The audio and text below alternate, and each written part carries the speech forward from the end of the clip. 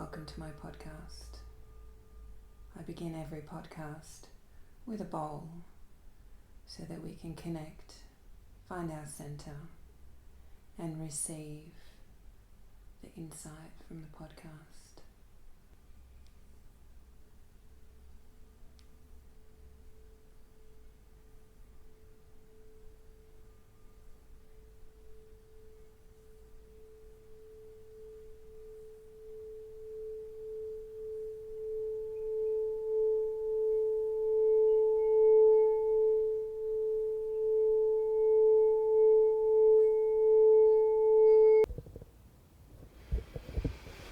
In this podcast, I wanted to talk about self-worth issues. It's such an interesting topic because from what I recall, when I was younger, I didn't think I had self-worth issues, but I actually did. I felt like a beautiful girl, and I had lots of confirmations that I was beautiful, but it just didn't hit the spot with me. I still judged myself a lot, and I still compared myself a lot, and I probably have compared myself and lived by other people's opinions for a majority of my life. What my mum thought, what my dad thought, what my brothers thought, what my friends thought, what my strangers thought, and I lived by that, and the cruelest person to me has been me. And I look back at photos when I was young, and I'm sure a lot of you can relate to this. And I think, oh my God, what was I talking about? I think I'd been giving myself a hard time for most of my life about not being good enough or not being worthy enough. And I'm a great believer that you can't force things. You can't force awareness to happen. Awareness just happens when it happens. And then when it does, it's like a magical shift. And then all of a sudden you just get it. And it's like nothing will trip you up in the future. And that awareness has come recently for me, where I've realized that I'd been living my life on what other people thought of me, or what I thought that they thought of me. And it was like certain people's approval of me or not of me coloured how I would show up in the world. And it was like my mum and dad think of me in a certain way, but I only ever hear it from my lens anyway. And then my clients and my students see me in a certain way, and then my partner sees me in a certain way, and each of my children see me in a way, and then a student may not like the way you teach, and so then all of a sudden their wrath or their projection sees me in a certain way, and then I kind of pull back, and all this time my tissue is ebbing and flowing, and I'm discovering who I am or who I'm not. And it's like the fierce criticism makes me pull back even further and shy away, and it kind of highlights things that I may have thought about myself in the past. And I came to this strong resolution around opinions and worth. And so I wrote something on Facebook because I discovered something about myself. I've started painting probably about 3 years ago. I started to sketch. And then as I was sketching, I was using pencil on paper, and I was doing small sketches. And I did about 50 of them. And then I had to go through the stage of adding colour. And so there was this big agony over adding colour. How could I mix colours with colours, and what shapes would I use? And then I'd have to go to a paintbrush, and then I'd have to choose what paint I was using, and how does that paint work on the canvas, and are they going to have a good relationship together? Or when I actually finish the painting, how's it going to go? How's it going to look? And so it takes time, and there's this whole process of actually doing a piece of art. So over the last 4 years, I've probably painted around 15 big paintings now, and they've all I've kind of let myself be free with them. I've let my hand be free, and then I've been disciplined, and then I've been more controlled, and then I've gone a little bit crazy with it, and then I've added splashes of colours, and I've used different textures. And all the time, I think it's about the work of art, but it's actually about me. And so I wrote this thing, and it says, what is a work of art? It is a work that has evolved over time. Well, that's me. I'm nearly 48.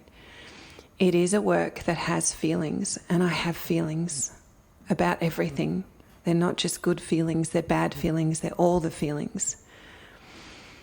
It has movement. So I have movement, and then I have stillness, and I have fast movement, and I have slow movement, and I have movement when I'm angry, and I have movement when I'm in pleasure, and I have no movement when I'm angry, and no movement when I'm scared. And it has consideration, has thought and care, and how's that going to work together, and how am I going to work together?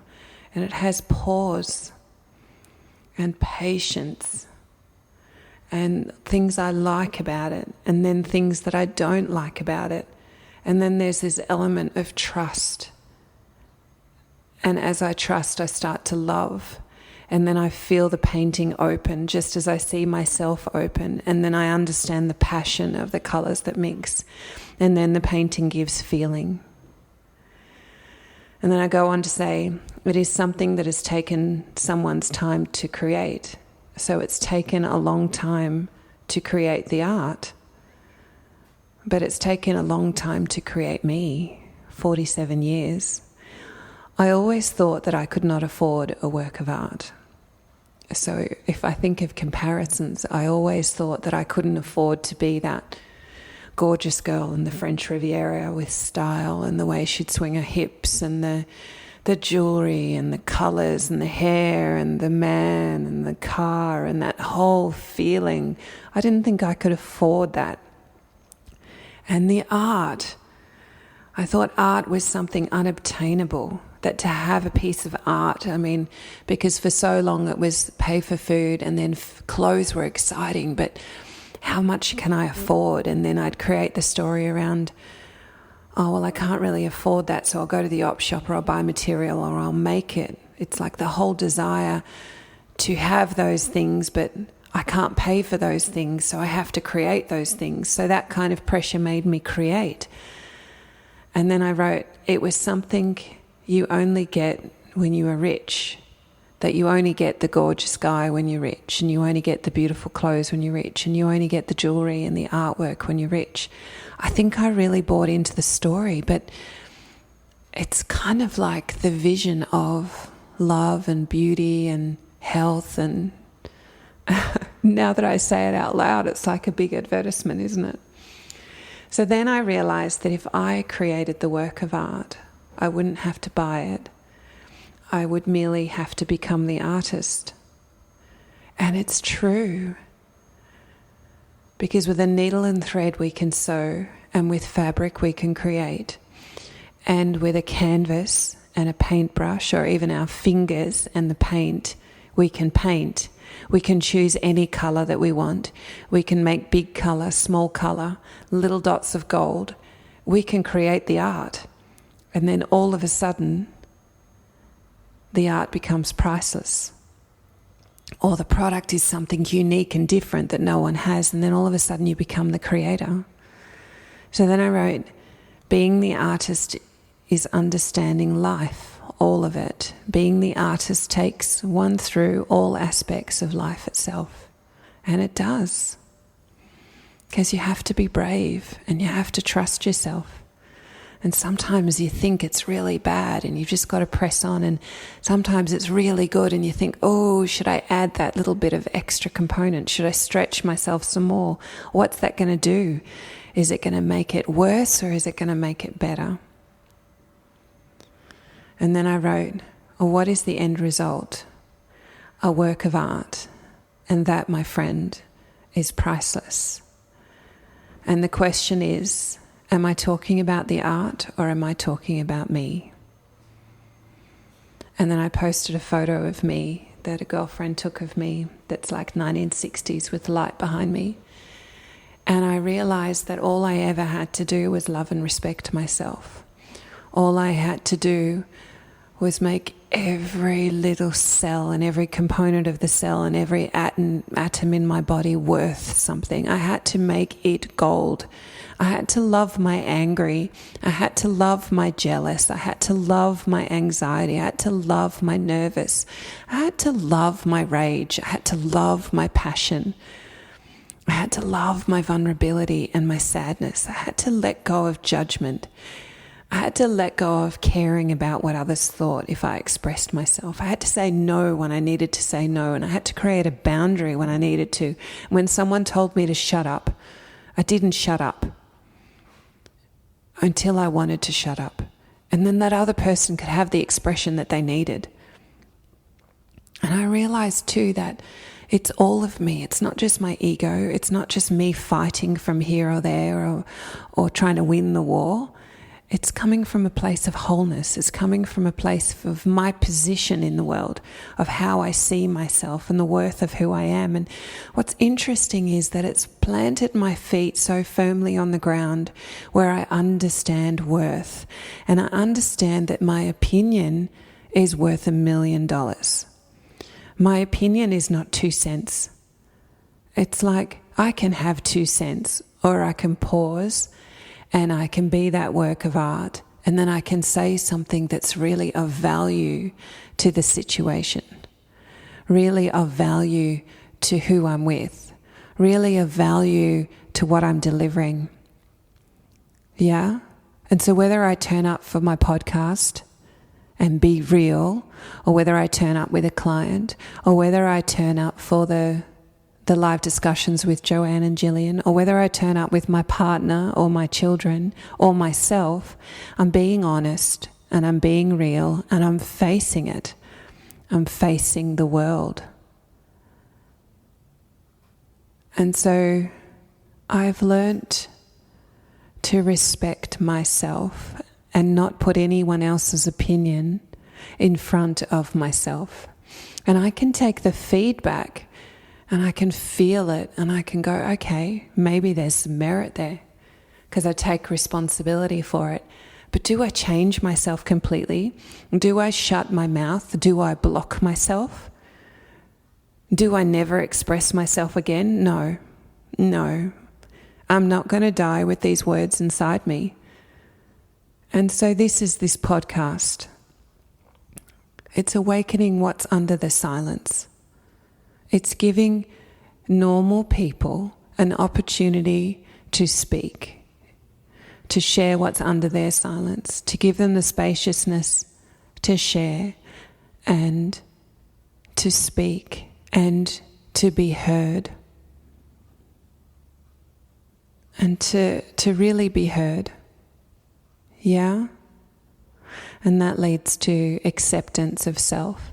And perhaps it puts to bed some of the harsh criticism and opinions of others that perhaps have kept you silent. Could be your brother, your sister, your mother, your father, your best friend, your ex-girlfriend, your ex-boyfriend. Yeah. So that's my podcast for today. So I'm going to read that to you again without my little anecdotes. By Bianca Mershinger, Under the Silence. What is a work of art? It is a work that has evolved over time. It is a work that has feelings, movement, consideration, pause, patience, likes, dislikes, trust, love, opening, passion, feeling. It is something that has taken someone's time to create. I always thought I could not afford a work of art. Art was something unobtainable. It was something you only get when you are rich. I then realized if I created the work of art, I wouldn't have to buy it. I would merely have to become the artist. Being the artist is understanding life, all of it. Being the artist takes one through all aspects of life itself. What is the end result? A work of art. And that, my friend, is priceless. The question is, am I talking about the art, or am I talking about me? Thank you for listening. Until then, bye for now.